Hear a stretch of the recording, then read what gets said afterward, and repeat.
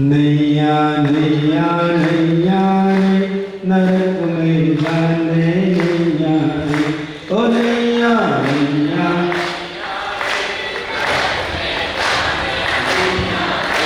ओ पढ़ लो प्रभु की पैया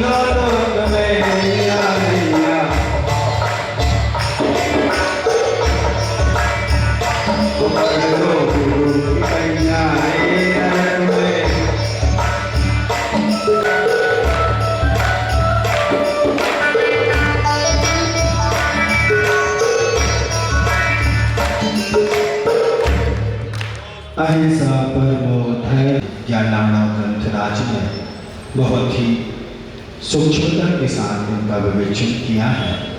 पदस्थ ध्यान के अंतर्गत ओम, ह्रीं, श्रीं, अरहम आदि आदि जो एक अक्षरी, दो अक्षरी, तीन अक्षरी, पांच अक्षरी, सात अक्षरी मंत्र होते हैं और भी 15 अक्षरी, 17 अक्षरी आदि आदि मंत्र, महामंत्र, नमोकार, कैके पद भी और संपूर्ण मंत्र भी सब पदस्थ ध्यान के अंतर्गत आते हैं।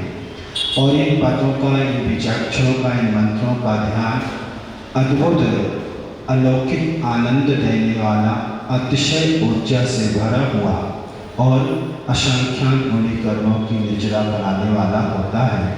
हम निष्ठा के अभाव में इन मंत्रों की ऊर्जा और महिमा को समझ नहीं पा रहे हैं। थोड़ा थोड़ा आप समझने का प्रयास करें। ओम जो बीजाक्षर है, यह पंच परमेष्टि का बीजभूत मंत्र है। यह परमेष्टि वाचक है। ध्रुव बीज है, विलय और तेजस बीज मंत्र पद है। प्रणव, ध्रुव, ब्रह्म बीज, तेजो बीज व सुख का वाचक है, ऊर्जा का अपार भंडार है। यह ओम अपने आप में अद्भुत बीजाक्षर है। ओम का जो निर्माण हुआ है वह वर्णाक्षरों के आ, ओ आदि अक्षरों से हुआ है। आ, ओ, अनुस्वार, मा आदि। तो आ जो अक्षर है यह ज्ञान का प्रतीक है।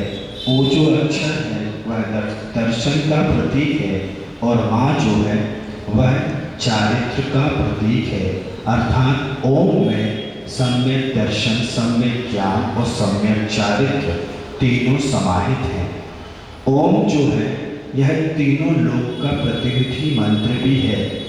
आ से अधोलोक, ऊ से ऊर्ध्वलोक और मा से मध्यलोक। इस प्रकार से यह तीनों लोक का प्रतीक मंत्र भी है। ओम का प्रयोग ओम बीजाक्षर जैन में, जैनेतर भी और विश्व के बहुत से संप्रदाय इस महामंत्र की आराधना अपने अपने अनुसार करते हैं।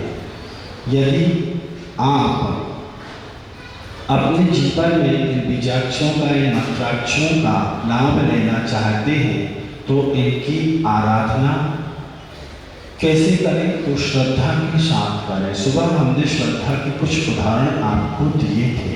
मंत्र आराधना हो, भगवान की पूजा हो, माला हो, जाप हो, सब काम श्रद्धा से ही फलदायी होते हैं। ओम बीजाक्षर जो है, यदि शत्रु का स्तंभन करना है तो कौन से शत्रु? कर्म रूपी शत्रुओं के स्तंभन के लिए आचार्य सुखचंद्र महाराज कह रहे हैं कि इस बीजाक्षर को आपको पीले रंग में, सुनहरे रंग में, स्वर्ण की तरह चमकता हुआ ध्यान करना है या उसकी धारणा बनानी है। पीले रंग के साथ करने से यह कर्म रूपी शत्रुओं का स्तंभन करता है। यदि अत्यधिक द्वेष की ओर आप जा रहे हैं तो उस द्वेष के ऊपर नियंत्रण के लिए, अपने आप को संभालने के लिए इस ओम बीजाक्षर को आपको काले रंग के साथ स्मरण करना है, उसकी धारणा ध्यान करनी। और यदि आप अपनी इंद्रियों पर बस करना चाहते हैं, पंचेंद्रियों के विषयों पर नियंत्रण करना चाहते हैं तो इस बीजाक्षर को लाल रंग के वर्ण के साथ ध्यान करें, जिससे सिंदूर का लाल रंग होता है। आपके यहाँ पर 5 रंग की ध्वजा पाई जाती है ना? 5 रंग की ध्वजा क्यों पाई जाती है? यह पंच परमेष्टि के 5 रंग का प्रतीक है। तो यह पंच परमेष्टि की प्रतीक सफेद रंग अरहंत परमेष्टि का, लाल रंग सिद्ध परमेष्टि का, पीला रंग आचार्य परमेष्टि का और हरा रंग उपाध्याय परमेष्टि का और काला रंग साधु परमेष्टि का। आजकल आप लोगों ने ध्वज में से काला रंग हटा करके नीला कर दिया है,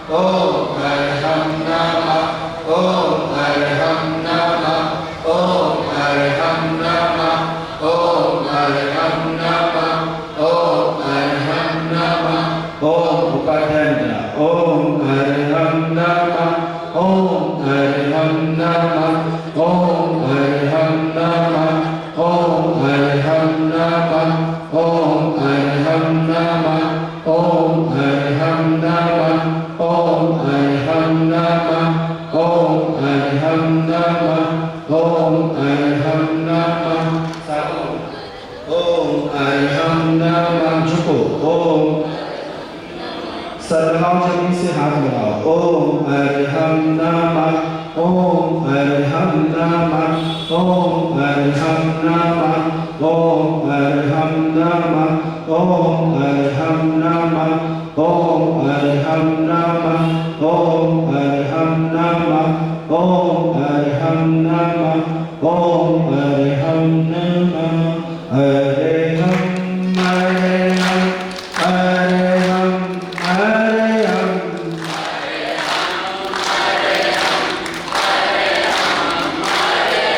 भगवन् भगवन् भगवन्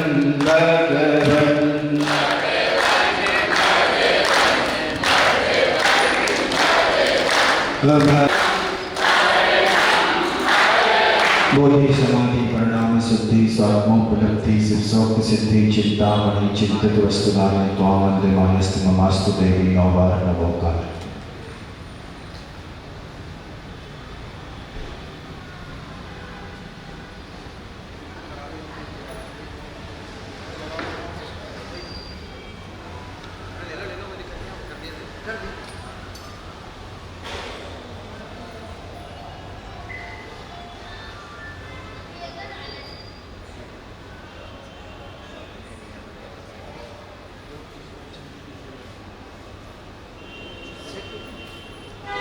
अहिंसा परमो धर्म की गौर शांति मानी माता की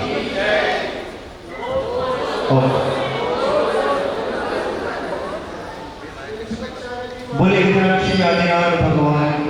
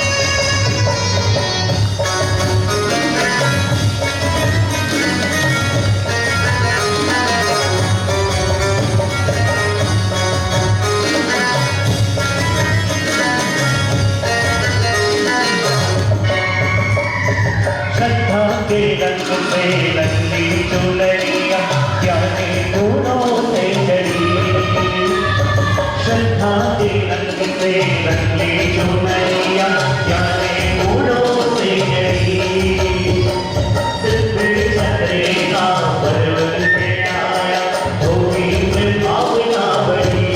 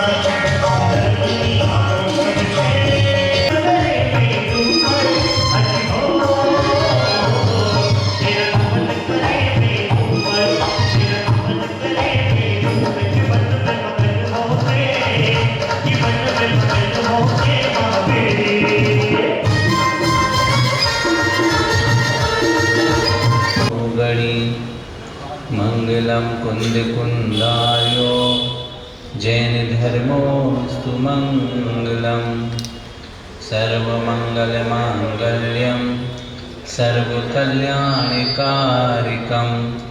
प्रधानं सर्वधर्माणां जैनं जेतु साशिनम् विजितमदनकेतुं निर्मूलं निर्विकारं रहित सकल संगम संयमासक्तो चित्तं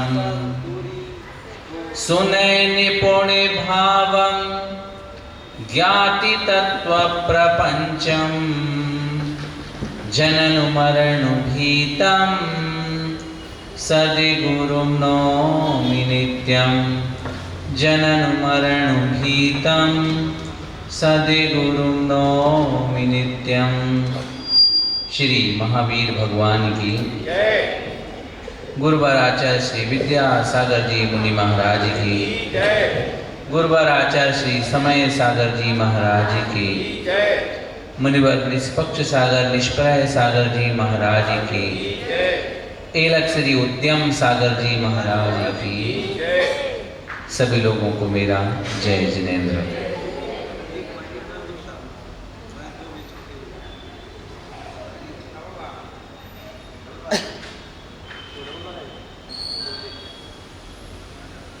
आकाश में हवाई जहाज उड़ता है। सोचो तो सोच करके मन में विचार आएगा, ऐसा कौन व्यक्ति होगा जिसने सोचा होगा कि हम आसमान में हवाई जहाज चलवा देंगे, सफल हो गया व्यक्ति। समुद्र में पानी में एक बूंद छोटा सा पत्थर नीचे डालो बूंद की तरह है तो वह पानी में डूब जाता है। लेकिन फिर भी किसी बुद्धिमान ने मन में विचार किया होगा कि हम एक ऐसा हवाई जहाज बनाएंगे, जल जहाज, जो पानी में तैर लेगा। बंदा सफल हो गया। किसी व्यक्ति ने एक विचार किया होगा कि हम ऐसा एक यंत्र बना देते हैं जिससे आवाज दी जाएगी, बहुत दूर तक फैल जाएगी। बंदा सफल हो। किसी ने विचार किया होगा ये सिस्टम ऐसा बना देंगे, इस चैनल के माध्यम से नहीं मालूम कितने सारे लोग दूर दराज इस बात को सुन लेंगे, व्यक्ति सफल हो। किसी व्यक्ति ने विचार किया होगा कि अभी इसी वाक्य को इसी समय इसी तरीके से लंदन और अमेरिका भिजाया जा सकता है। कितनी बड़ी बात है, जरा विचार करना। कितना बुद्धिमान व्यक्ति होगा जिसने बैठे बैठे विचार किया होगा हम शब्द को पकड़ लेंगे और पकड़े हुए उस शब्द को हम लंदन भिजा देंगे और अमेरिका भिजा देंगे, और वह सफल हो गया। मोबाइल फ़ोन के माध्यम से अपनी आवाज़ बहुत दूर तक पहुंच जाती है, चित्र भी चला जाता है। व्हाट्सएप कॉलिंग होती है तो जिस एक्शन से बोला जा रहा है ना, कौन सा कहलाता वो, चित्र दिखाई दे देता है। वीडियो कॉल से अपन तो जानते नहीं मोबाइल का सिस्टम। वीडियो कॉल करोगे तो आपका अपना चित्र चला जाएगा और वहाँ से चित्र यहाँ पर आ जाएगा।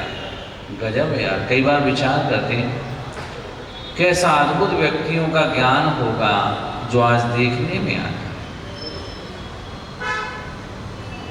किसी ने ज्ञानी के तो माध्यम से ऐसा टीन सेट लगा दिया होगा, पूरा सपोर्ट इन प्लस पर दे दिया और इतना बड़ा ये टीन सेट थमा हुआ है, आसानी से अपन बैठे, डर नहीं लग रहा कि ये गिर जाएगा, नहीं गिरेगा। 25वीं मंजिल पर आदमी बैठा, इतना बड़ा स्लिप डला है और आदमी आसानी से बैठा है। किसी बुद्धिमान ने सिस्टम के साथ बना दिया। विचार ये करना है बुद्धि कितनी प्रकार की होती है। उन बुद्धियों में सबसे बड़ी बुद्धि जो होती है उस बुद्धि का नाम है केवल ज्ञान की बुद्धि। कौन सी बुद्धि? जब वह ज्ञान की ऊंचाई है संसारी प्राणी प्राप्त करता है तो उसके अंदर एक ऐसी शक्ति जागृत हो जाती है, वह लोक और अलोक सबको एक साथ देख जानने में समर्थवान हो जाता है, जिसको अपन अरहंत पद कहते हैं, जिसके प्रकट होने पर अपन कह देते हैं कि आत्मा भगवान बन गई। मतलब उस संसारी प्राणी ने भगवान बनकर के कितनी बड़ी शक्ति प्राप्त कर ली कि जिस शक्ति के बल पर लोक और अलोक को सब कुछ वो दर्पण के समान देख पाने में समर्थ होगा। भगवान के ज्ञान में झलक रहा कि यहाँ एक विधान चल रहा है और इतने लोग बैठे हैं। भगवान के ज्ञान में झलकता है कि नरक कैसे हैं और स्वर्ग कैसे हैं, मध्यलोक कैसा है, जम्बूद्वीप कैसा है, लवण समुद्र कैसा है और किन भावों का फल क्या होगा। जो अपन नटखट करते हैं और अपन सोचते हैं किसी को पता नहीं है, ये हम और आपका भ्रम है। भगवान के ज्ञान में सब कुछ झलक रहा है, कौन क्या कर रहा है, कब कर रहा है, कैसे कर रहा है। पर्दे के पीछे रह कर के भी कोई काम करेंगे, दरवाज़ा बंद करके भी कोई काम करेंगे और अंधेरे में भी कोई काम करेंगे। कोई देख नहीं पाएगा, आपको ऐसा लगेगा और आप चतुर हो, आप कहते हो मैं जो गलती कर रहा हूँ किसी को पता ही नहीं है, अपन भ्रम में है। केवल ज्ञानी का ज्ञान ऐसा अलौकिक है, उनके ज्ञान में सब कुछ झलक रहा है। इसीलिए अपन ने ऐसे प्रभु को आदर्श बनाया है जिसने ज्ञान की सर्वोत्कृष्ट ऊंचाई को प्राप्त कर लिया है और उनकी वंदना करने से वो ज्ञान आत्मा में प्रकट होता है। ये सिस्टम है उनने भी ये ज्ञान की ऊंचाई प्राप्त की, जो ऐसी अरहंत और सिद्ध का अवलंबन लिया, उनकी आराधना की। परिणाम यह निकला कि उनकी आत्मा में जो पाप थे वो साफ हो गए, वो ज्ञान की निर्मल प्रगति प्रकट हो गई, और ज्ञान निर्मल प्रकट होने से वो जमीन से ऊपर 5000 धनुष की ऊंचाई पर तीर्थंकर भगवान विराजमान हो गए। समोसरण के संदर्भ में थोड़ी सी बातें आपके सामने बताता हूँ। 20-22 मिनट बता रहा हूँ, लोग कम हो कोई खास बात नहीं, एक एक व्यक्ति को 100 के बराबर वजनदार समझ करके बात कर रहा हूँ। ध्यान देना जरा।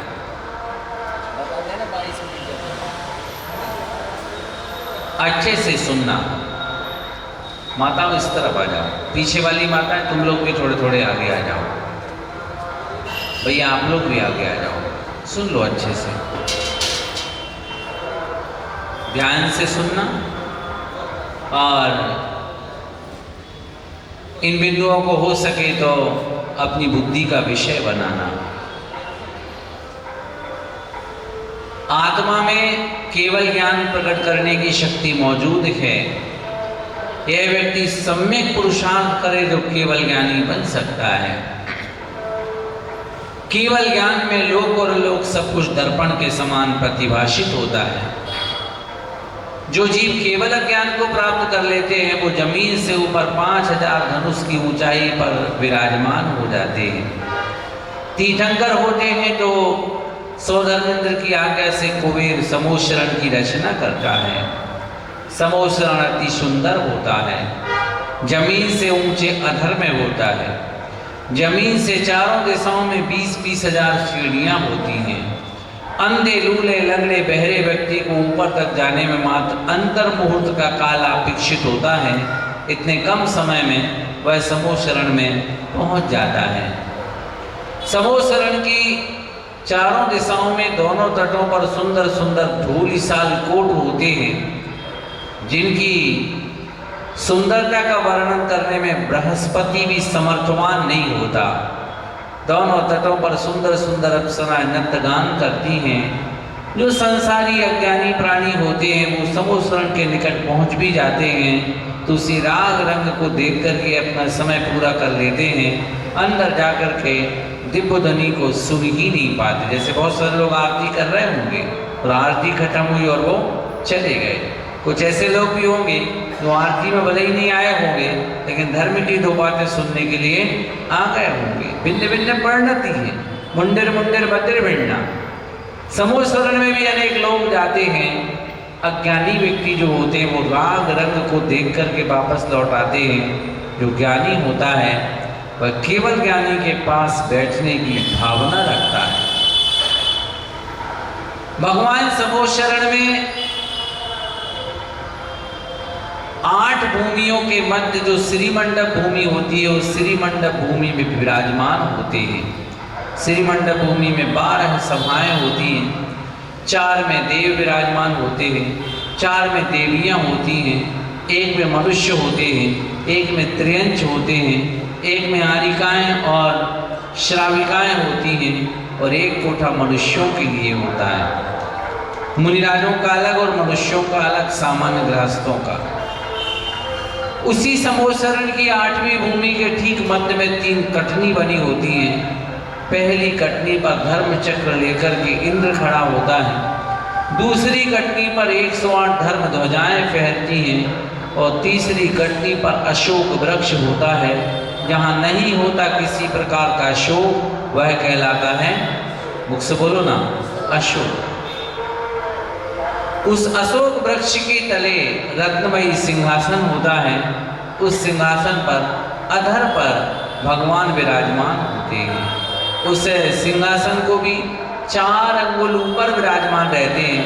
मानो वे बिन बोले सूचना देते हैं, ये राग रंग का आसन अब मेरे कोई काम का नहीं है और अब मैं इस भू पर भार स्वरूप नहीं हूँ, इसलिए मैं अधर में विराजमान हूँ।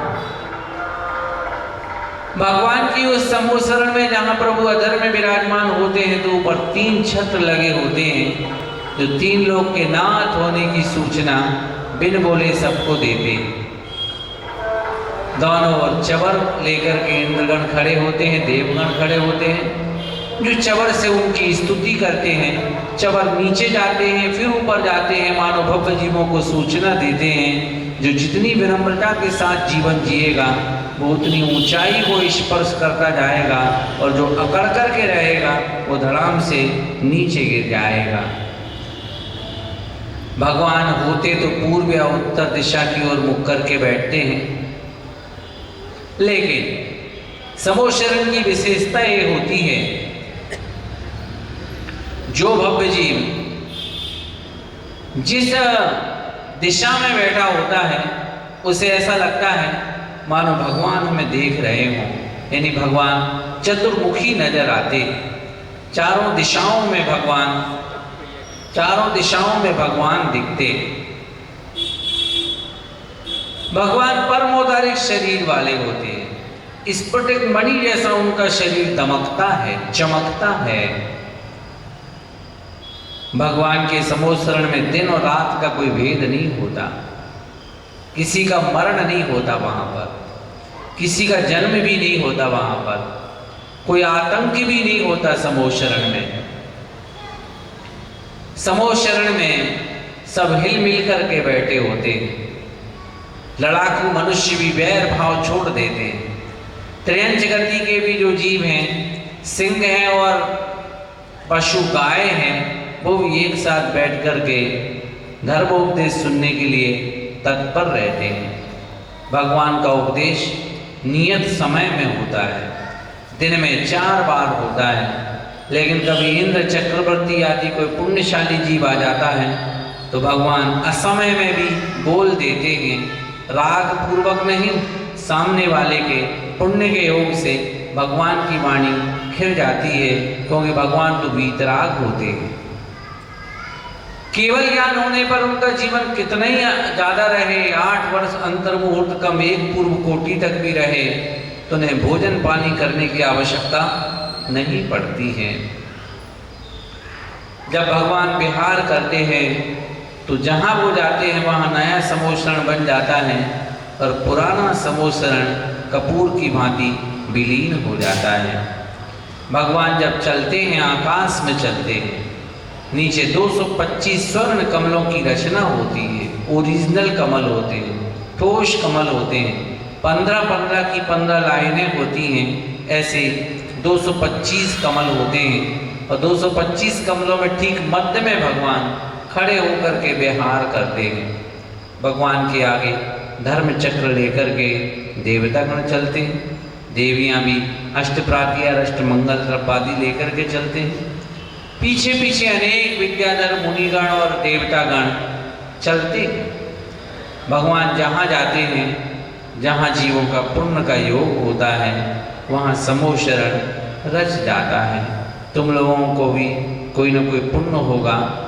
इस कॉलोनी वालों का, इस आसपास के एरिया का, कि दोनों भैया जी लोगों ने मिलकर के एक विचार किया, क्यों ना हम छोटी सी रचना कर दें, ताकि गर्मी की छुट्टियों में कुछ लोग धर्म की शीतलता का पान कर लें।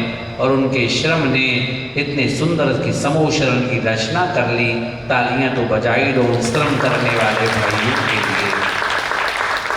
और श्रम का योग ऐसा बना कि आचार्य समय सागर महाराज ने 2 दिगंबर मुनि महाराजों को आपकी कॉलोनी में भेज दिया। ये बहुत बड़े पुण्य की बात रही। भगवान की उस समोशरण का जब विहार होता है तो अनेक नर नारी और अनेक देवतागण और अनेक त्रयंच गति के जीव विहार करते हैं, भगवान के साथ साथ करते हैं, विद्याधर्म करते हैं। जहाँ पुण्य होता है वहाँ समोशरण फिर से रच जाता है। सब नर नारी ठसाठस बैठ जाते हैं। स्थान की कभी कमी नहीं पड़ती। समोशरण की एक विशेषता होती। समोशरण में सबको समान रूप से शरण मिलती है, उसी का नाम तो समोशरण है। भेदभाव नहीं होता। भगवान ओंकारमयी बोलते हैं, लेकिन जिस भाषा को समझता है उसे भगवान की वाणी उस भाषा में समझ में आ जाती है। तुम्हें हमारी वाणी, हमारी भाषा समझ आ रही कि नहीं आ रही? बोलो ना। देखो इस क्षेत्र में हम पहली बार आए हैं, ज़्यादा इंदौर आए ही नहीं हम तो अपने बुंदेलखंड में ही ज़्यादा रहते हैं और हम तो विधान कराने भी नहीं आए। विधान तो भैया ही लोग करा रहे हैं। हमें तो संस्कृत पढ़ने का लोभ था और एक अच्छे विद्वान हमारे ब्रह्मचारी पीयूष भैया जो संस्कृत के मर्मज्ञ विद्वान हैं, उन्होंने भाषा में एक दिन कहा कि हम विधान एक संस्कृत की कक्षाएं लेने के लिए जा रहे हैं। इन दिनों में कहीं और विधान करने के लिए जाना था, तो उनके विधान कराते कराते ज़िंदगी निकल गई, चलती रहेगी। हम उनसे कुछ ज्ञानार्जन कर लें तो हमें पढ़ने के लिए आए।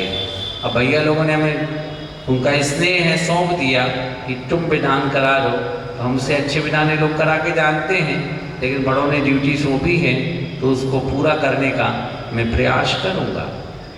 बात समझना कि समूहशरण की महिमा ऐसी अद्भुत है कि निकट भव्य जीव भी समूहशरण में आकर के धर्म लाभ ले पाता है। विश्वास रखना।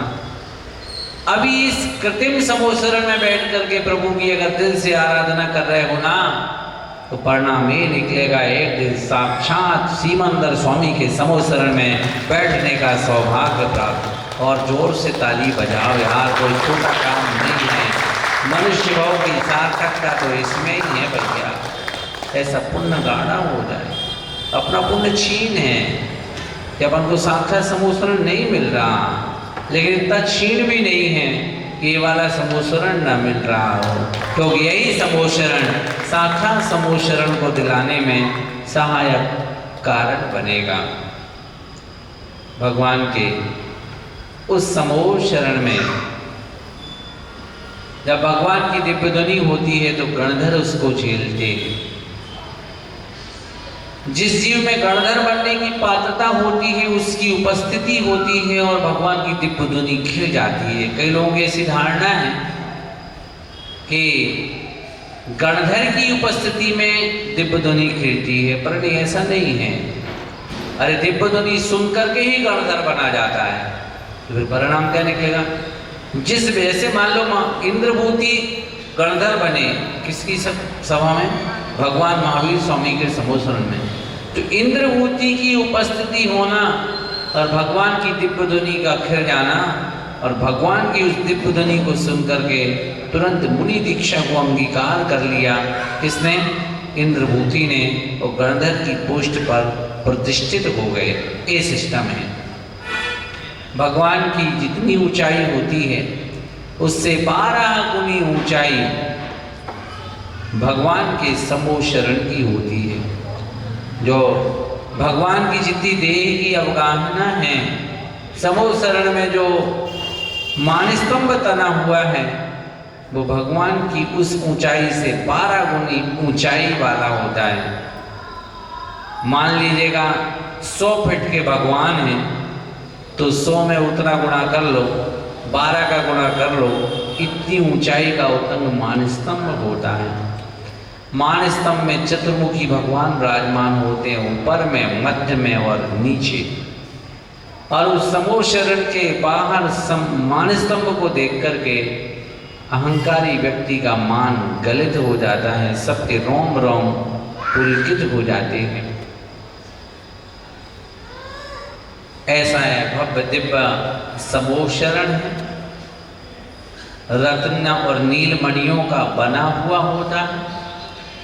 भव्य जीवों को ही, निकट भव्य जीवों को ही समूहशरण में भगवान की देशना सुनने का, भगवान की पूजन अर्चन करने का सौभाग्य प्राप्त होता है। समय हो रहा है, 9:30 बजे से हमारी भी कक्षा है। उपसंग 8:30 बजे से अपनी बात का उपसंहार करता हूँ। कल फिर आना, ठीक 8 बजे बोलूँगा और ठीक 8:28 पर पूरा कर दूँगा। उतनी देर में ज़्यादा बन सकेगा। 1-2 अच्छे सुंदर प्रसंग याद आ रहे हैं, लेकिन उनको पेंटिंग में डालता हूँ। कल आपसे वार्तालाप करके समूहशरण की कुछ महिमा आपके सामने रखूँगा। आज जितनी बातें सुनी हैं उन पर थोड़ा सा गौर करना, अपनी स्मृति का विषय बनाना, अहोभाग्य समझना कि तुम्हें जिन मंदिर में विराजमान प्रभु के दर्शन हो रहे हैं, एक बात बोल करके अपनी वार्ता को थाम रहा। मंदिर आते हो, बोलो ना, रोज आते हो ना? कुछ लोग तो दोनों टाइम आते हो, बोलो ना। नहीं आते तो एक टाइम तो आते ही होंगे। आओ, बहुत अच्छे अच्छे आओ, खुशी खुशी आओ। भगवान के दर्शन करना कैसे करना? पद्म पुराण के 32वें अध्याय में लिखा है कि भगवान के दर्शन करने जाना है, ऐसा विचार 2 उपवास के फल को दे देता है। सामग्री इकट्ठी कर लेना, 15 उपवास। एग्जैक्ट नहीं बोल रहा हूं, अंदाज से बोलता हूं। पक्का मन बना लिया, जाऊंगा 30 उपवास का फल। घर के दरवाजे कर बाहर आ गए, 180 उपवास का फल आपकी मुट्ठी में आ गया। आपने कदम बढ़ाए और मंदिर की आधी दूरी तय कर ली। सुन रहे कि नहीं सुन रहे? बोलो ना। 365 उपवास का फल आपकी मुट्ठी में आ गया। और अगर आपको शिखर दिख गया तो 3650 उपवास का फल आपकी मुट्ठी में आ गया। तालियां तो बजाओ यार। क्या गजब अपन को मनुष्य पर आए। धर्म आयतन मिला है जिसके माध्यम से वो कितने जबरदस्त कर्म काट सकते। इतना तो लिखा ही है। और लिखा है कि भगवान की अगर 3 परिक्रमा कर ली तो 36,500 उपवास का फल आपकी मुट्ठी में आ जाएगा। और लिखा है कि भगवान की बैठ करके स्तुति कर ली, दर्शन कर लिए तो अनंत उपवास का फल तुम्हारी मुट्ठी में आ जाएगा। दर्शन लिखा है, एक तरीका बताता हूँ। वेदी के दर्शन करने के लिए जाओ, भगवान के दर्शन, ये मत देखो कि वेदी कौन सी है, कौन से रंग की है और कौन से भगवान, ये भी भूल जाओ। अगर सबसे पहले तो अपनी आँखों को मूल नायक भगवान से जोड़ो। एक बार आँख बंद करके नमोस्तु कह लो। फिर अगर सहनायक हो तो आजू बाजू वाले भगवान की छवि को भी देख लो। अगर वेदी पर 25 प्रतिमाएं हो तो 25 ही प्रतिमाओं को आंखों से, जैसे देखो जितने लोग बैठे हो हमने सबकी आंखों से आंख मिला ली। तुम नहीं मिला पाए होगे, हमने मिला ली। ऐसी भगवान से आंख मिला लिया करो, दर्शन कर लिया करो। क्योंकि लिख रहा है कि भगवान के दर्शन से अनंत उपवास का फल प्राप्त होता है। तो अगर 100 प्रतिमाओं से आंख मिलाई हो, प्रणाम किया है, तो अनंत गुणे 100 उपवास के फल तुम्हारी मुट्ठी में आ जाएंगे। और द्रव्य चढ़ा करके दे मुट्ठी और ले छुट्टी नहीं करना, क्योंकि उसके आगे लिखा है जो भगवान की स्तुति करता है वो अनंत उपवास के फल को प्राप्त कर लेता है। अनंत गुणित अनंत करते जाओ, वो कहलाता है अनंत। ऐसी महिमा समोशरण की है। ये समोशरण जयवंत है और समोशरण में दर्शन करने वालों के भाव जयवंत हैं। इसी मंगल भावना के साथ खड़े हो जाएं, करते हैं सरस्वती स्तवन। हमारे समाज के जो लोग आजू हो माँ सरस्वती की वंदना सुनने के लिए आती है, अगर अपनी आत्मा में सम्य ज्ञान प्रकट करने की बलवती भावना बनाते हो तो आओ और करें अपन अल्प समय में माँ सरस्वती की वंदना। बड़े भाग्य से माँ जिनवाणी की हमको ये शरण मिली, जब से आपको आया जन्म मरण के रोग की औषधि जग में आप होके कुबली, जब से आपको पाया लगता तेरी अखियां है खुली। मित्र या शत्रु बन जाते, शत्रु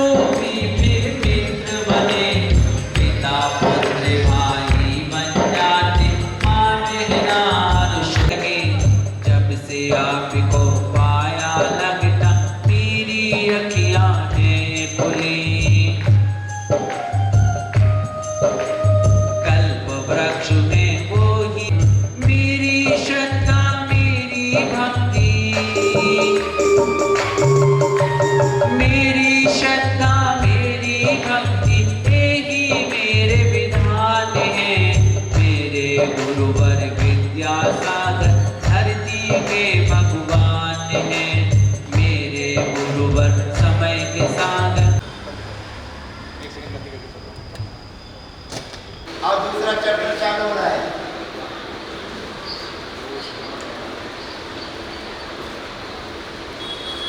बोलिए कैसा बोला? सामने ऐसा बोलना है। क्या बोलना है? विसर्ग के पहले आ, विसर्ग के सामने घोष। तो विसर्ग के सामने घोष हो तो विसर्ग का क्या होता है? होता है। नंबर 108 अघोष बतोश्च। अब आ और मिलकर के क्या होता है? वर्ण ओ। बस दो सूत्र लगे तो क्या बोलेंगे? ओ घोष। बराबर? दो चैप्टर हो गए पूरे।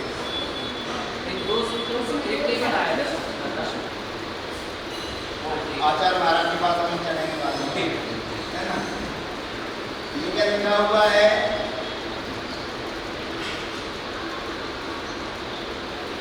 बोलो क्या लिखा है?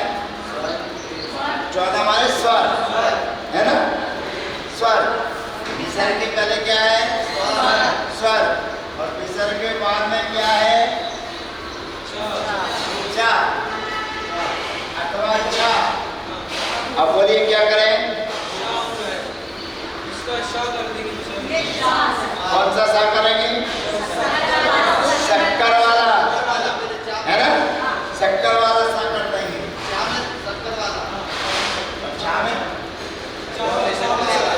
दोनों में शक्कर वाला सा करेंगे, है ना? क्या हो जाएगा? सुरस्चे। सुरस्चे बोलो। सुरस्चे। ये क्या लग रहा है? विसर्ग। और यहाँ आया टा और यहाँ आया ठा। षट्कोण वाला सा, है ना? आधा।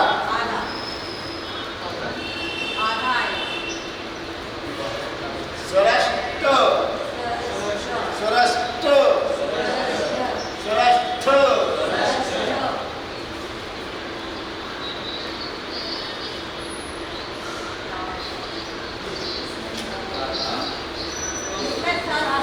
संसार वाला सा, है ना?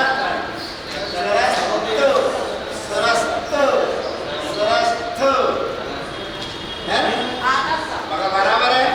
सूत्र लगेगा विसर्जनीयस चे छे वासम 96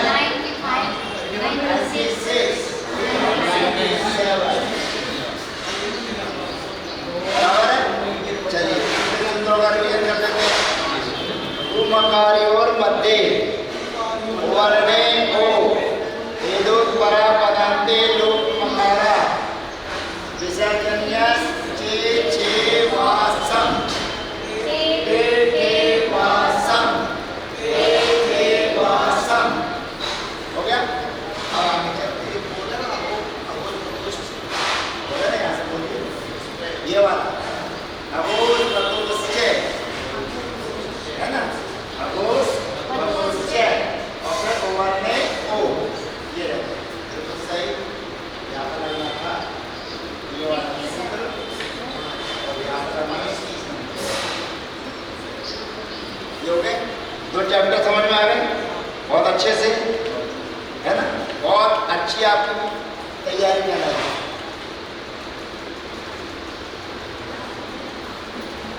ये क्या लिखा है? बोलिए। विसर्ग के पहले आ। कितना बोलना है? क्या लिखा है? आ। अब देखना कमाल। अब बोलना नहीं, बोलोगे तो गड़बड़ हो जाएगी, है ना? ये क्या लिखा है? गिनती बोल दो कितनी लिखी? 13, है ना? 13 लिखा है। अब ये क्या लिखा है? 14। मैंने इसलिए नहीं बोला नहीं, आप 13 को अघोष कह देते। मैंने क्यों रोका आपको? क्योंकि आप 13 क्या बोल रहे थे? अघोष, है ना? इसलिए मैंने रोक दिया था। ये 14 है, कहते हैं 14। ये काय का चिन्ह है? घटाने का, है ना? घटाने में में अपने ये लगाया, कितने लिखे हमने? 13। अब बताओ क्या लिखा है? बिल्कुल सही, 14 स्वर में से एक घटाना, ये छोड़ दो। क्या करके? आगे बात समझे, क्योंकि आगे सामने आएगा तो ये बैठा है, विसर्ग से पहले आ और विसर्ग के सामने आ।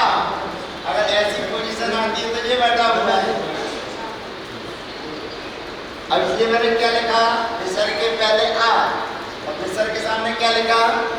पहली अर्थ पर। इसका क्या, इसका मतलब क्या हुआ इतनी लाइन का? हाँ हाँ,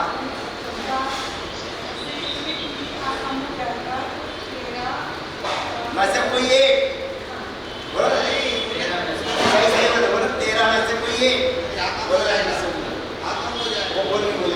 हाँ बोलो रानी। हाँ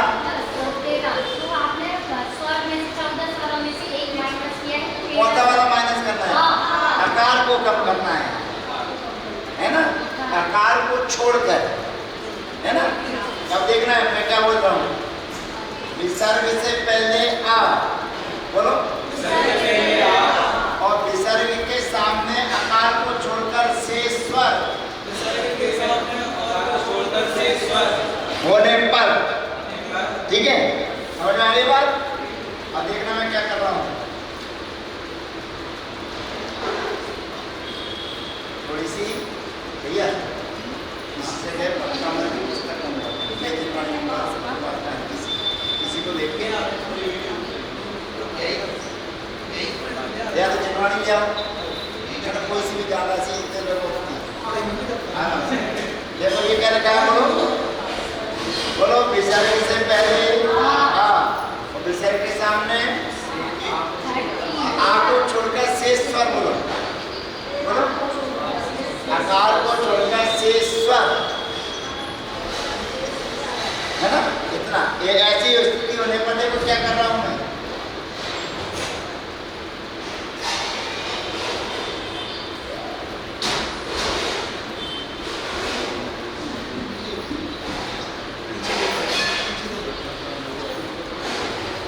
बोलो क्या लिखा है?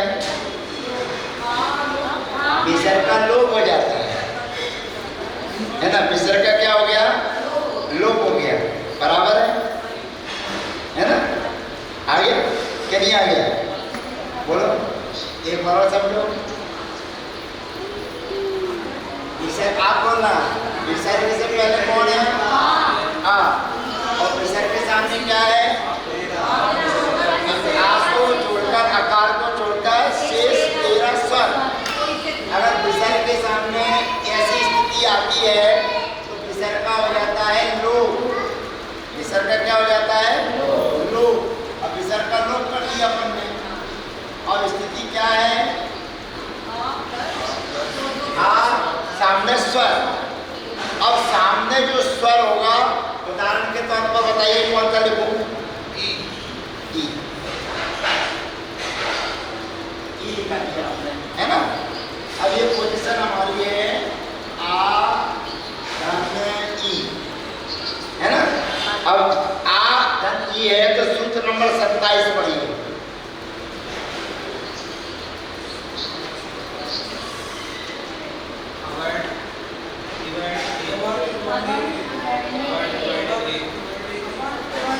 बोलिए अवर्ण इवर्ण ए, बोलिए अवर्ण इवर्ण ए। इधर देखिए, आगे सामने बोलो, आगे सामने ई हो। आ कहने का मतलब चाहे छोटा हो चाहे बड़ा हो, बोलो, है ना? तो कोई सा भी हो, क्रमेण व्यक्तिगतेन लघुनाम लघु बी से 4 प्रकार से बना। तो आगे सामने छोटी हो अथवा बोलो बड़ी हो।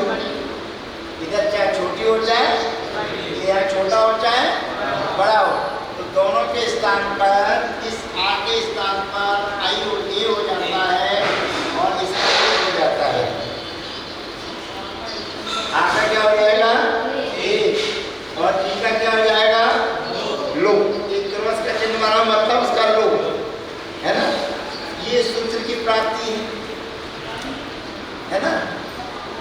विसर्ग का लोप किया ना, इसकी प्राप्ति है।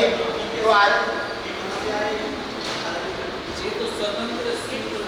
ताऊजी मेरे ई भैया लेके आए, क्या लेके आए? इससे लेके कहानी होगी। ऐसा है कि सूत्र से अलग किया वो कहानी में भी बताऊंगा। पहले फिल्म आपके अंदर आ जाना कि काम क्या करना है ना, वो मैं बताऊंगा अभी आपको, एक कहानी समझ में आ जाए। अभी आपने क्या किया यहाँ पर विसर्ग का क्या कर दिया, किससे किया, इसको छोड़ दो, है ना। लोप करने के बाद स्थिति क्या है आपकी, आ रहने की क्या स्थिति है, आ धन ई। तो आपके सामने ई आए तो सूत्र नंबर 27। तो 27 नंबर का सूत्र है अवर्ण इवर्ण ए। आपके सामने ई हो तो आपको ए हो जाता है और ई का लोप हो जाता है। ये सूत्र की प्राप्ति है। प्राप्ति का मतलब होता है कि वो काम करने के लिए समर्थ था लेकिन प्रतिबंध लगा है। बोलिए प्राप्ति का मतलब क्या है, लिखते जाओ। प्राप्ति का मतलब जब भी मेरी भाषा में लिख ले प्राप्ति, तो प्राप्ति का मतलब है कि वो सूत्र कार्य करने में समर्थ है लेकिन कोई प्रतिबंध लगा हुआ है जिससे वो काम नहीं कर पा रहा है। जैसे उदाहरण के तौर पर दिनेश भैया जी यहाँ थे और हम वहाँ बैठे हुए हैं, भाई आप लोग आ जाए। अब ये भैया जी हमको फोन लगा के कहते हैं आप कहाँ हो, तो भैया आप भाई के सामने तो बैठे हैं, ये इनको आवाज़ भी आ रही है हमारी कि हम क्लास लगा ले रहे हैं, लेकिन यहाँ नहीं समझ में आ रहे कि यहाँ हम वहाँ बैठे हैं। तो बात क्या होगी, हम यहाँ आने को तैयार तो हैं लेकिन अभी प्रतिबंध क्या लगा है, जब सब आ जाते हो आ जाए। वहाँ हमारी टेबल लगी, वहाँ हमारा उजेला था या अंधेरा था, हम कागज जलाए लाइट, वहाँ पर क्लास लगा ली, आप लोग आ गए इधर आ गए, लेकिन फिर भी उनकी आवाज़ तो आ रही है लेकिन दिख नहीं रहे। तो क्या हो गया, आने के लिए हम यहाँ तैयार तो थे लेकिन प्रतिबंध क्या था, अंधेरा था। आप लोग नहीं थे, ये प्रतिबंध हो गया। फिर आप लोग आ गए, हमारी क्लास चल रही है अभी, लाइन में लगे हुए हैं सब, लेकिन यहाँ से नहीं उठा, हमारी आवाज़ नहीं आ रही है, ये भी चल रही है ना, चल रहा है। हाँ हम पढ़ा रहे हैं लेकिन हमने काम ले लिया है कि करते हैं।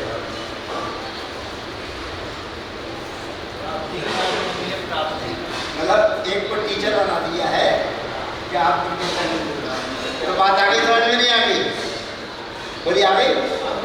तो यहाँ पर आगे बाद में क्या आया, कौन सा सूत्र लगेगा, अवर्ण इवर्ण ए। इस सूत्र की प्राप्ति है ना।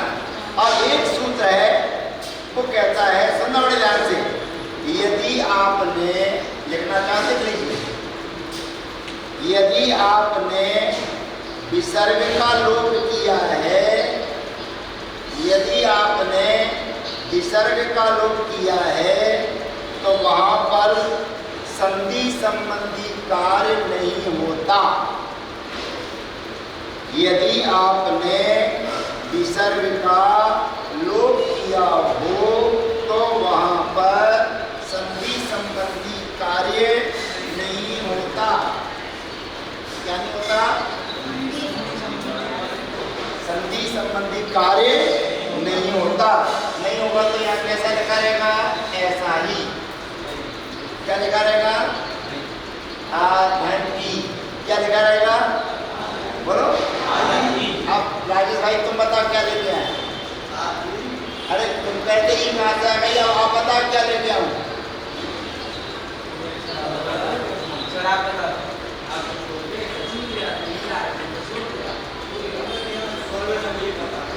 कछु तो बोलो, कौन सा ला रहे हैं,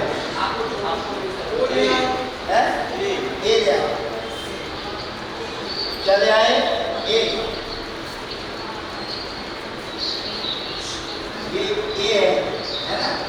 13 से क्या आ गया, ए। तो विसर्ग के पहले आ, विसर्ग के पहले आ, विसर्ग के सामने ए। 13 में से एक है कि नहीं है ना। तो विसर्ग का क्या होगा,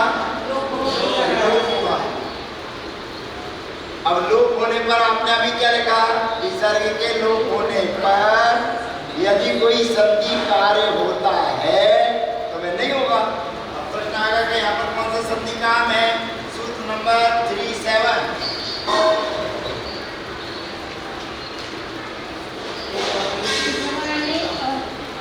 बोलिए एकारे ऐकारे चे 37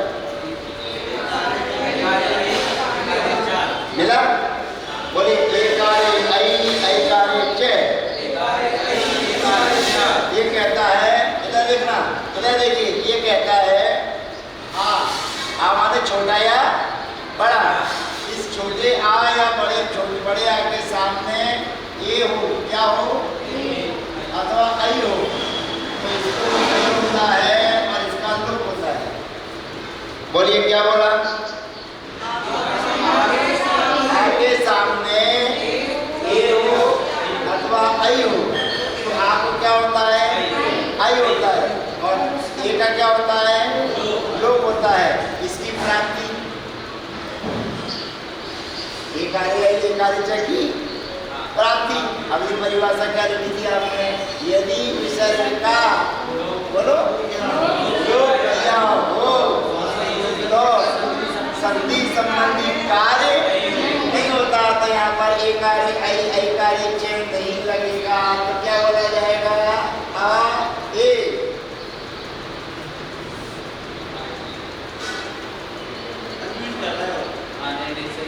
अभी सब ठीक हो जाएगा, चिंता नहीं करिए। हो गया? हो गया? अब चलिए सूत्र पढ़ते हैं। सूत्र नंबर 506 बोलिए।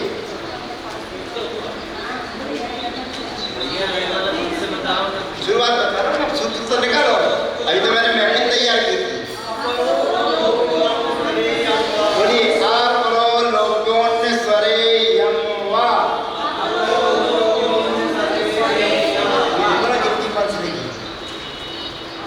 बोलो अपरो लोप्योन्य स्वरे यम वा।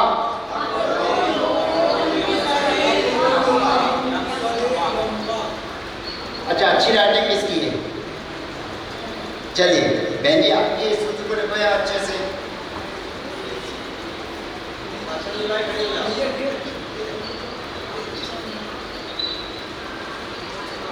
ये आपके लिए इतनी जगह दी गई है, इसमें लिखिए।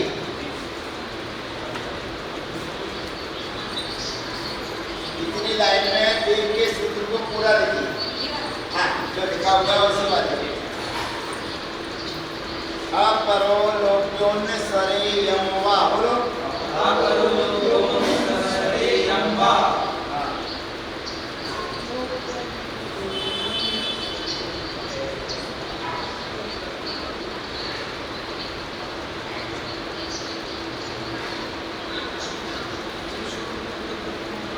चलिए देखिए, ये इन्होंने लिखा है यम वा। क्या लिखा है? यम वा, है ना?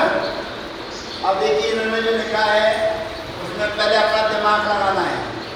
पहले अपना दिमाग लगाना है। क्या दिमाग लगाना है? देखना,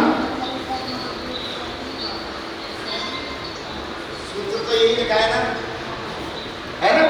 सूत्र यही लिखा है कि गलत लिखा है? पक्का राजेश भाई दिख रहा ना? तो ठीक है, चश्मे का नंबर सही है। अंदर देखना, ये भी लिखा हुआ है, मैं इस पे यहाँ रख रहा हूँ। फिर आप बताना क्या पोजीशन बनती है?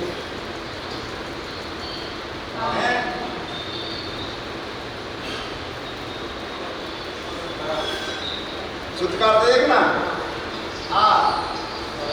आ से परे विसर्ग, है ना? है ना? देखते जाना। तो यहाँ क्या लिखा है?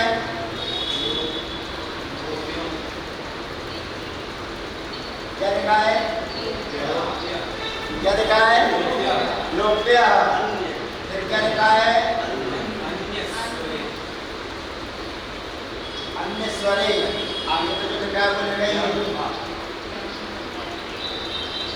बराबर है। पहले इससे निपटे, है ना? विसर्ग आ से परे विसर्ग और विसर्ग से परे अन्य स्वर।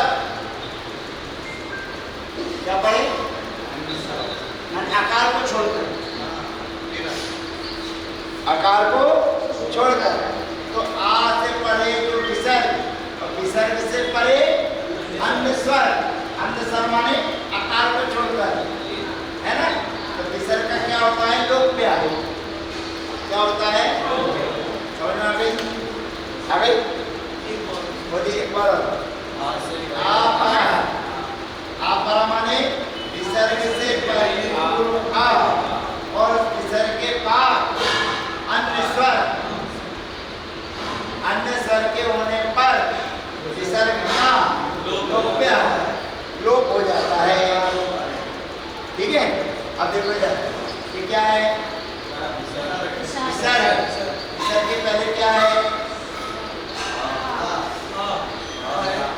बोलो ताऊ, क्या है? आ है। सर नहीं, आ है। आ क्या है? राम है। आ क्या है? अरे ला का नाम 20 में है क्या? नहीं। तो 20 का मतलब 20 अगस्त होते हैं। अरे क्या होते हैं? 20 ये क्या पढ़े थे अभी आप? ये क्या पढ़े थे आप? विसर्ग 20 क्या होता है यहाँ पर? विसर्ग का अघोष बतोष छे, बोलो। तो यहाँ पर जो विसर्ग, विसर्ग के सामने घोष, तो विसर्ग का क्या होगा? इससे हो गया, किससे? अघोष बतोष छे हो गया। और मिल करके तो क्या बन गया? सूत्र करो है। ये कहानी में क्या लिखा है? लोप्य क्या लिखा है? विसर्ग के पहले, विसर्ग के बाद, विसर्ग से पहले, विसर्ग के बाद अन्य स्वर दिख रहा है। ये अन्य स्वर है, ये आई है। अरे आई तो है, अन्य स्वर कहाँ कहलाया? विसर्ग के पहले, विसर्ग के बाद, विसर्ग के पहले, विसर्ग के बाद, सूत्र नंबर उमकारियो मध्य। तो यहाँ विसर्ग का क्या हो गया? तुम्हारी क्या हो गया? क्या हो गया? हो गया है। और आओ मिल करके क्या हो गया? सूत्र नंबर 30 वर्ण ओ। फिर ओ के बाद में आ है। ये दो परा पदांते, बोलो लोप मकारा, बोलो ये दो परा पदांते लोप मकारा। इसका क्या हो गया? पहचान के लिए क्या करा? अब अग्रह खंडाकार का चिन्ह, सूत्र बन गया अपरो लोकोन सरे यमवा। कठिन क्या लग रहा है? ये दिख नहीं रहा आपके सामने आया है। बात आ गई समझ में? बात आ गई? कितनी आ गई? आ गई। तो यहाँ पर ये सूत्र नंबर 106 में क्या कहा? बोलो। विसर्ग के पहले आकार, बोलो आकार, और विसर्ग के सामने आ को छोड़कर अन्य स्वर। इसी में लिखा है ना अन्य स्वर। आ को छोड़कर अन्य स्वर के आने पर विसर्ग का लोप्य क्या हो जाता है? लोप हो जाता है। ताऊ माने आदि टर्न की अंतर पकड़ ले तो क्या होता है? लो। क्या हो गया? लोप हो गया। अब 107 नंबर पर सूत्र पढ़ो। या विसर्जनीय लोपे पुनः संधि। विसर्जनी के लोप होने पर जो संधि होना थी वह नहीं होगी। देखा ना आपने? तो संधि क्या होना थी? यहाँ कौन सी सूत्र लगना था? बोलो। अवर्णी वर्णे ए, और यहाँ राजेश भाई लेके आए थे ए, तो कौन सा सूत्र लगना था? 37। कौन सा नंबर सूत्र? 37। एकारे ऐ, ऐकारे च। बात आ गई समझ में? बराबर है क्या नहीं है? ज्यादा हो गया? ज्यादा इधर देखो। विसर्ग के पहले कौन है? बोलो विसर्ग के पहले विसर्ग के बाद सूत्र कौन सा है?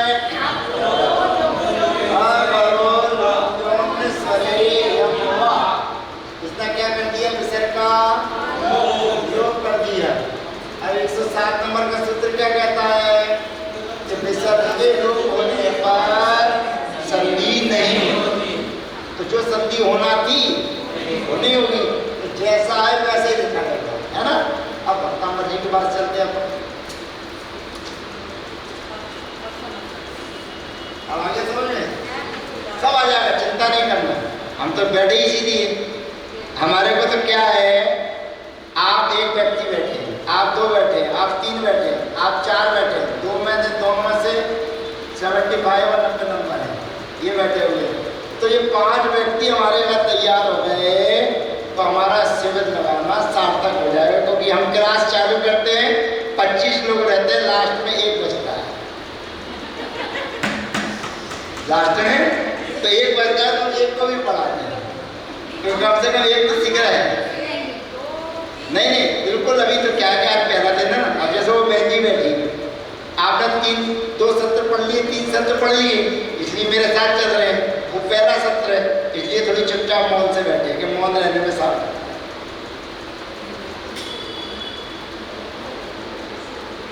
है।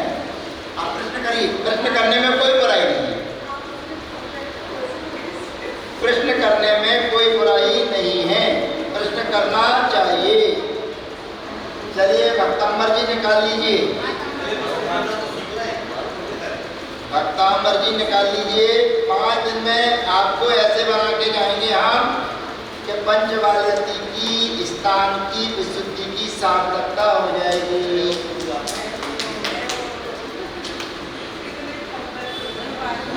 श्लोक नंबर 3 अभी नहीं बोलना नहीं।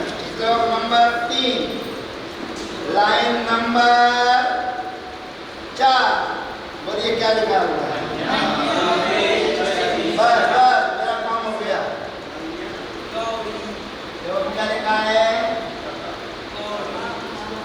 इच्छा नहीं, क्या लिखा है ना? क्या लिखा है बोलो? इच्छा नहीं लिखा है, ठीक है ना? विसर्ग के पहले कौन है? आ। विसर्ग के सामने कौन है? अन्य स्वर। विसर्ग के सामने क्या है? अकार को छोड़कर अन्य स्वर। तो अन्य स्वर आया तो सूत्र कौन सा लगा?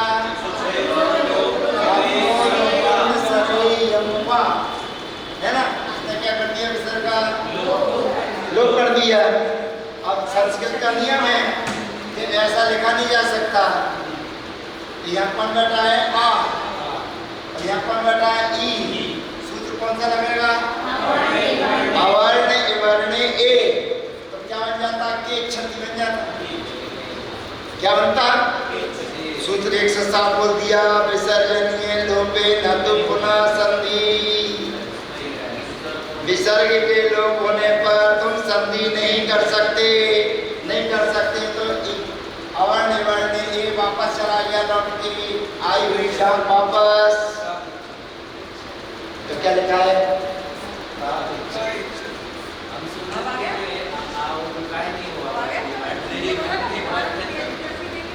आगे समझ में? आगे बात समझ में नहीं आ गई? बिल्कुल आ गए ना? मन्या का इच्छति जना सहसा गृहीतुम। ऐसा कौन बालक है जो चंद्रमा के बिंदु को पकड़ना नहीं चाहेगा? तब पकड़ता है। और चलते हैं इसी में। आज अपना जो पढ़ी है ना वही चलते हैं।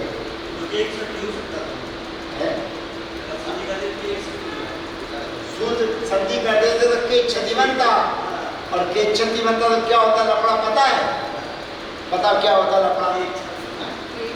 अगर हम एक छतरी बना लेते तो लकड़ा क्या होता? बोलो। अरे अर्थ का अनर्थ तो नहीं होता ताऊ मेरे। ये क्या लिखा हुआ है? ये क्या लिखा हुआ है? क्या लिखा हुआ है? बसंत तिल का छंद में 14 अक्षर चाहिए। कितने चाहिए? 14। कितने चाहिए? 14। एक कम हो जाता तो 13 ही रह जाते। नहीं आया समझ? नहीं आया। मेरे को याद नहीं है, आप लोग बोलते जाना है।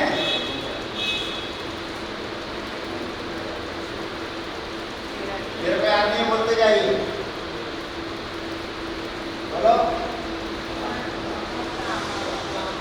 बोलते जाओ।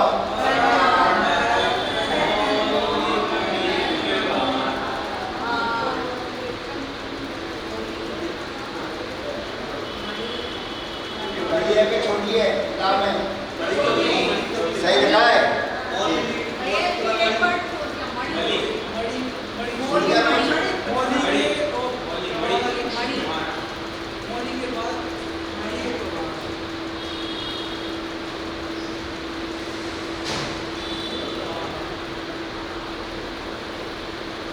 ये लिखा है?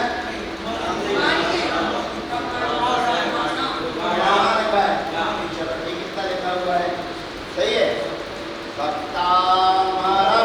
प्रणत मौलि मणि कितना लिखा है? बराबर। अब देखिए कितने अक्षर बोले थे मैंने? 14। कितने बोले थे? 14।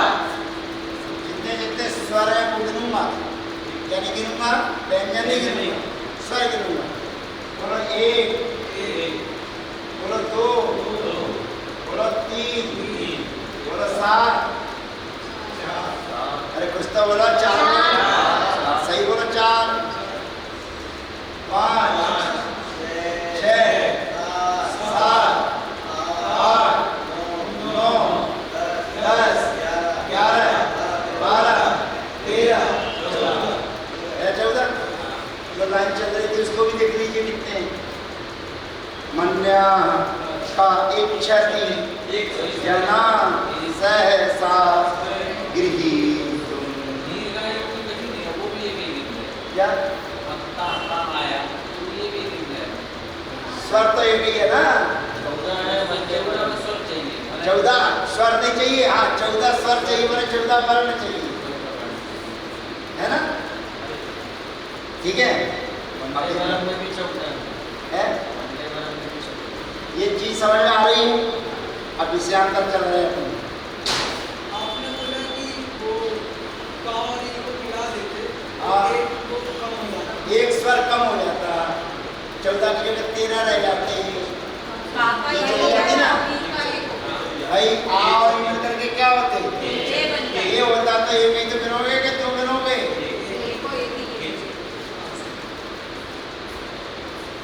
तो पहले नंबर पर ये गाड़ी खटा हो जाती, 14 की जगह 13 अक्षर हो जाते हैं। अब विषय से विषयांतर चल रहा हूँ, ध्यान रखना।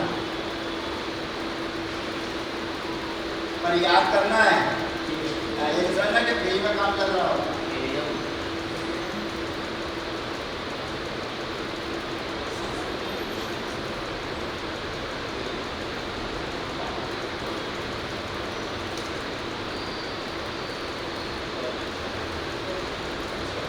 बोलिए क्या लिखा है?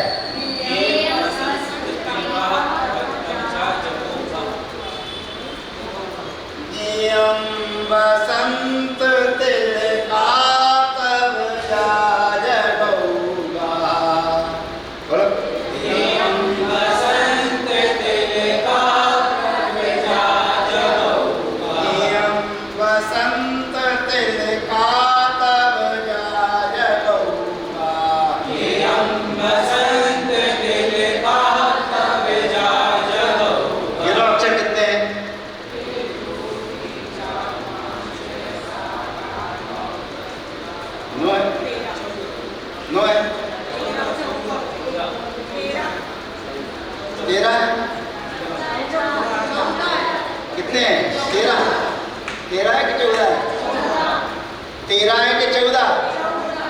पक्का?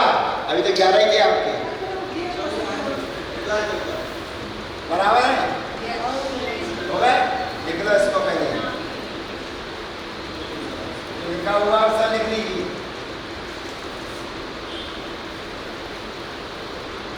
लिख लिया? हाँ। नियम बसंत तिनका तब जा जगऊगा, लिखा? और लिखिए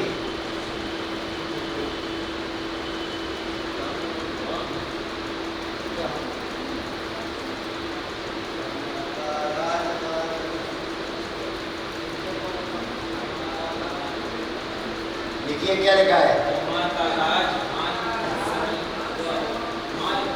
या माता राजभान सलगम,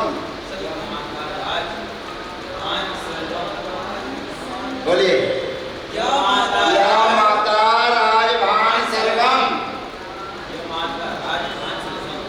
बोलिए या माता राजभान सलगम। ठीक है? कितने अक्षर है? 11 है। चलिए तो सही है, क्या अनंत है? आधा अक्षर है ना, पूरा तो नहीं है ना, इसमें भी बहुत सारे थे। ये क्या लिखा हुआ है? बोलो या माता राजभान सरगम की क्या बात बोलिए? या माता राजभान सरगम, या माता राजभान सरगम, बोलते जाइए।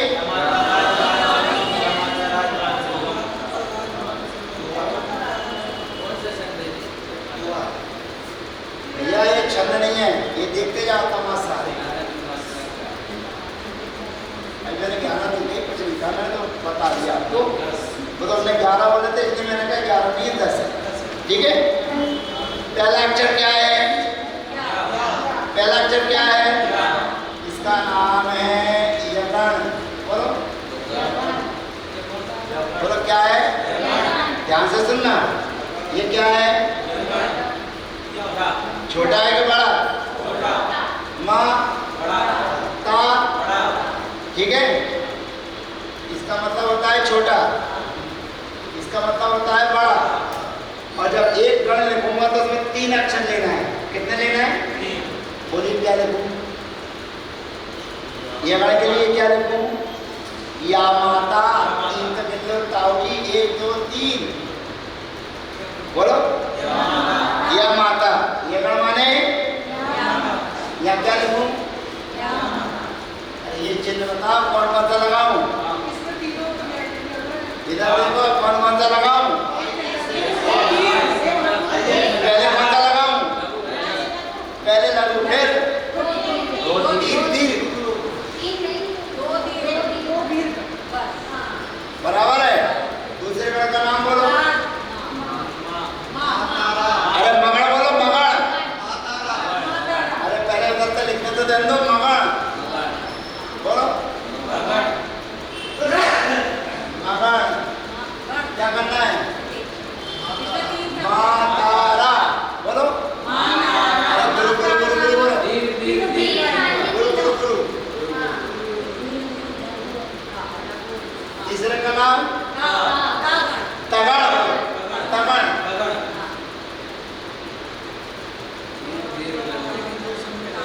बोलो क्या लिखूं?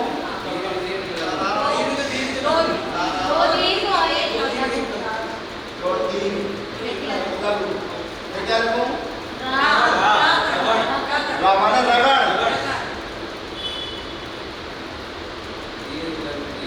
क्या लिखूं? दीर्घ, लघु, दीर्घ, क्या लिखूं? क्या लिखूं?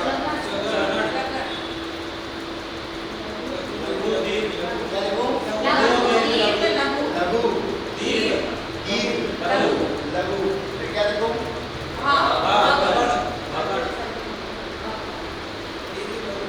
क्या लिखूं? दीर्घ, लघु, लघु, क्या लिखूं? ना,